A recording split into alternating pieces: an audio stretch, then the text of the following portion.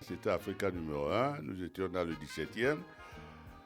Il y avait Gilles Salah qui ne pouvait plus exercer.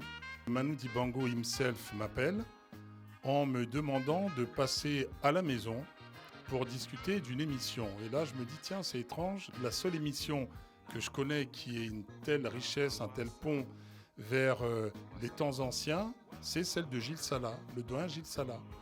Et il me parle justement de la relève et du fait qu'on lui ait proposé de reprendre l'émission. Et pour lui, ce qui est important, c'est de transmettre un peu le flambeau. On a commencé à construire ce que nous sommes en train de faire depuis pratiquement 20 ans. C'est-à-dire on a construit ça au 4-21 en plusieurs coups, quoi. Le temps qu'on s'installe, qu'on soit à l'aise, que le ping-pong fonctionne et tout ça. Et pendant qu'on est en train d'évoquer le projet et de préparer l'émission, Manu Dibango est en train d'écrire la bande originale du film Nia Fala de Flora Gomez. Et je vois passer des artistes, Dulce Mathias, Tony Reis, et entre deux accords au piano, parce qu'il écrivait, il me sort, voilà, un petit peu ce que sera l'émission. Il me parle d'une boutique où on trouverait des choses exceptionnelles, une boutique qui serait un peu comme celle du marabout où on trouve des choses rares, la maraboutique. Et nous sommes à l'orée donc de ces années 2000, l'année 2000, et depuis, notre safari se poursuit avec plaisir. Une rencontre qui m'a marqué, qui a débouché à un disque. C'est un des Noëls qu'on devait fêter. Et puis on avait fait venir des artistes comme les Saleh John, Henri Njor, des artistes du Cameroun d'ailleurs. Et il commence à jouer des morceaux qui sont des morceaux vraiment qui ramènent aux temps anciens, à l'âge d'or du Makossa. Et l'idée est tellement belle qu'il y a une chanson, 2 chansons, 3 chansons.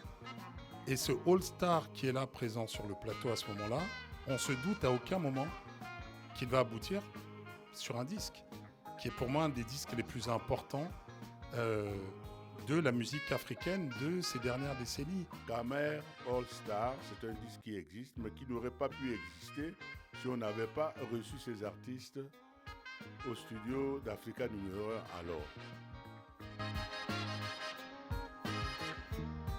Il y en a beaucoup, mais disons que le côté d'animateur de Robert me marque toujours parce qu'il a une connaissance de son dossier. On s'est retrouvé dans des endroits, dans des pays différents d'ailleurs, que ce soit à Malabo, que ce soit à Abidjan, que ce soit ici à Paris. Et ce monsieur-là, c'est un agent plus que multiple. Des anecdotes avec le doyen Manu, il y en a beaucoup dans le cadre de la radio, mais aussi hors des murs de la radio. Des gens, on s'est beaucoup baladés. On a fait des émissions au Cameroun, au Bénin, au Canada, en Côte d'Ivoire, au Sénégal. Enfin, la liste est tellement longue. Et à chaque fois, il déplace, j'allais dire, cette chaleur qu'on a dans les studios d'habitude, il la déplace dans tous les endroits où on va.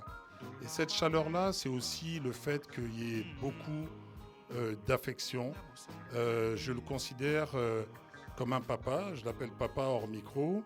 Et il y a une anecdote qui est quand même très forte, c'est le jour où je suis venu à la radio avec mon papa, c'est-à-dire mon père, et les deux se rencontrent, ils sont de la même génération, les deux bavardent, et à un moment donné, je les regarde et je me dis, ils sont en train de faire une émission, et moi je suis carrément en cale. Et ça a duré une demi-heure comme ça, mais c'est une demi-heure qui restera à jamais gravée. Il y a même la photo d'ailleurs qui l'accompagne. Et je me dis finalement, chaque jour est un apprentissage. Et aussi bien mon père que papa Manu en l'occurrence me l'ont appris. Et c'est pour ça que je suis heureux de faire ce merveilleux voyage avec lui. Pour ça, je le remercie beaucoup d'ailleurs. Et sinon, que lui dire, c'est que je l'aime et que je vous aime aussi. Voilà.